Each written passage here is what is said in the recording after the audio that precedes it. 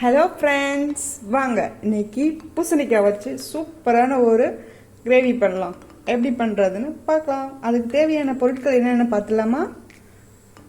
பூசணிக்காய், வெள்ளை பூசணிக்காய், வெங்காயம் ஒரு 1.5 வெங்காயம், தேங்காய் ஒரு 1/2 மூடி தேங்காய், 2 தக்காளி, ஒரு பச்சை மிளகாய், கொஞ்சம் பூண்டு, ஒரு துண்டு இஞ்சி, கருவேப்பிலை, கசகசா, கொஞ்சமாக சோம்பு, பட்டை, மஞ்சத்தூள், உப்பு, மிளகாத்தூள், எண்ணெய். வாங்க இதை எப்படி பண்ணுறதுன்னு வீடியோவில் போய் பார்க்கலாம். வெட்டி எடுத்துக்கலாம்.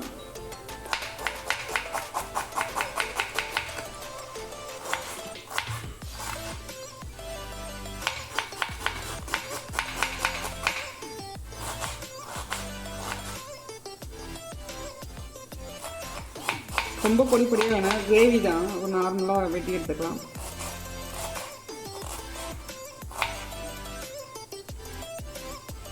தக்காளி வெட்டி எடுத்துக்கலாம். தக்காளி வெட்டும் போது எப்பவுமே இந்த சென்டரில் இருக்கிறத எடுத்துருங்க.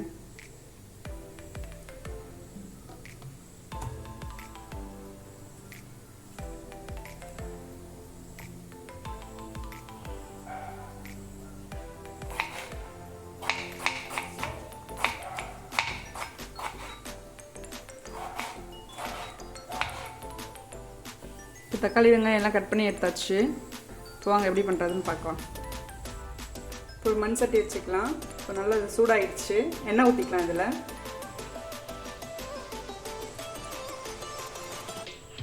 கொஞ்சமாக எண்ணெய் ஆட் பண்ணிக்கோங்க.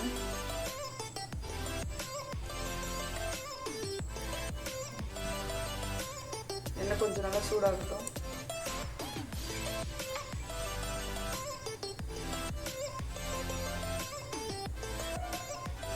எண்ணெய் சூடாகிடுச்சு. இப்போ சோம்பு பட்டை ஆட் பண்ணிக்கலாம். சோம்பு பட்டை ஆட் பண்ணிக்கலாம்.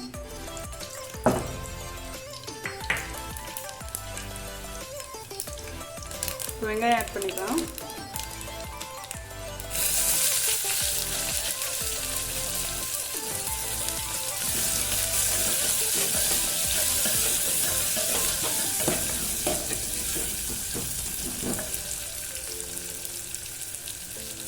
ஒரு பச்சை மிளகாய் ஆட் பண்ணிக்கலாம்.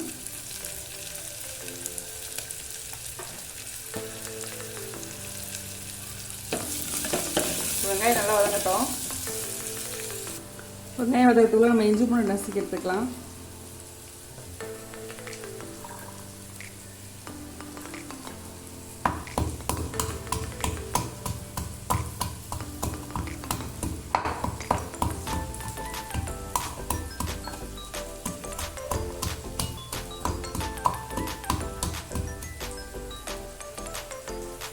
வெங்காயம் நல்லா வதங்கிடுச்சு. இஞ்சி பூண்டு ஆட் பண்ணிக்கலாம்.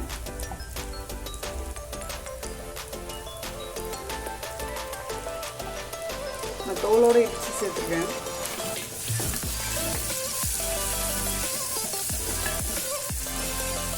இப்போ கருவேப்பிலை ஆட் பண்ணிக்கலாம்.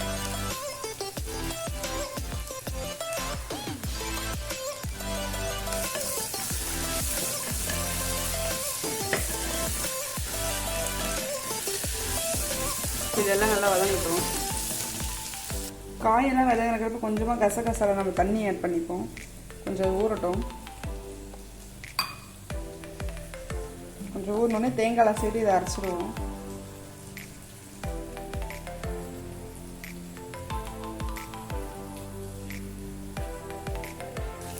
இஞ்சிலாம் நல்லா வதங்கிடுச்சு. இஞ்சி பூண்டுலாம். இப்போ தக்காளி ஆட் பண்ணிக்கலாம்.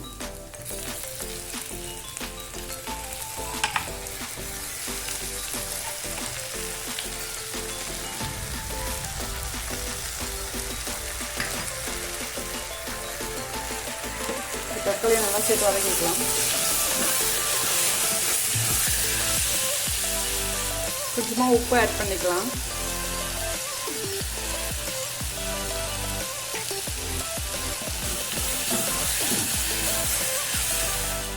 கியூபாக வெட்டி எடுத்துக்கலாம். உங்களுக்கு எந்த சைஸ் வேணுமோ அந்த சைஸ் வெட்டிக்கோங்க.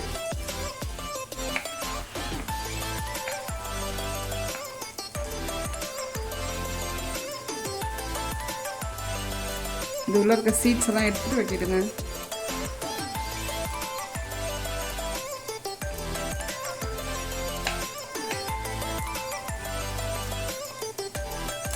ஆட் பண்ணிக்கலாம் இதெல்லாம்.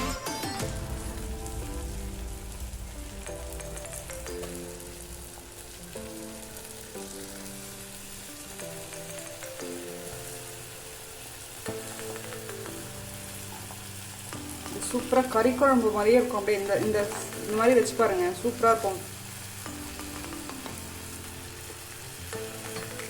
இதெல்லாம் சேர்த்து நல்லா வதக்கி விட்டுக்கலாம்.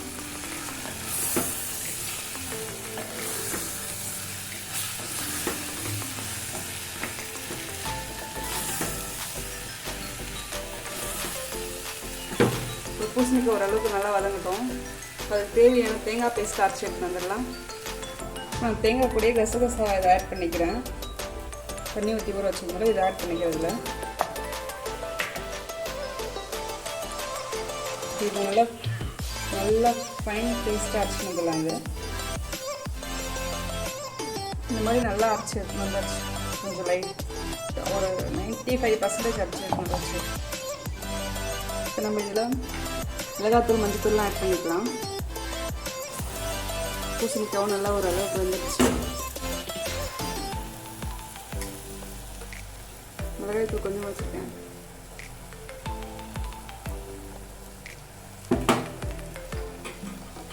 மஞ்சத்தூள்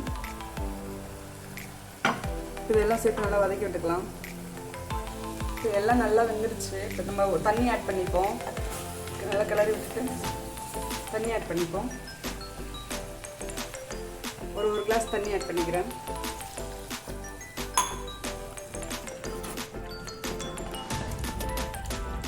சூப்பராக இருக்கும் ஃப்ரெண்ட்ஸ். நீங்களும் இதே மாதிரி செஞ்சு பாருங்க. வேறு லெவலில் இருக்குது.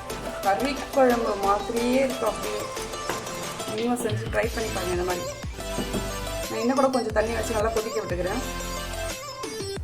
இது கொஞ்சம் நல்லா கொதிக்க விட்டு அதுக்கப்புறம் தேங்காய் பேஸ்ட் ஆட் பண்ணலாம். இப்போ மூடி போட்டு வச்சுக்கோங்க. கொஞ்சம் நல்லா கொதிக்கிட்டோம். சூப்பராக தகன்னு கொதிச்சுட்டு இருக்குது. இதை நம்ம தேங்காய் பேஸ்ட் ஆட் பண்ணிக்கலாம்.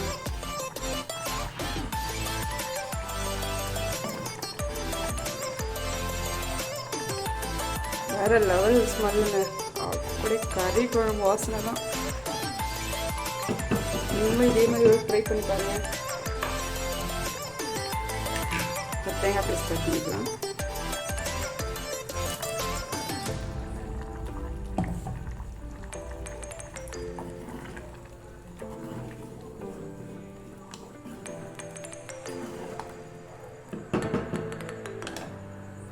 இப்போ தேங்காய் பேஸ்ட்லாம் நல்லா ஆட் பண்ணியாச்சு. இப்போ இதை மூடி போட்டு மூடி வச்சுக்கலாம்.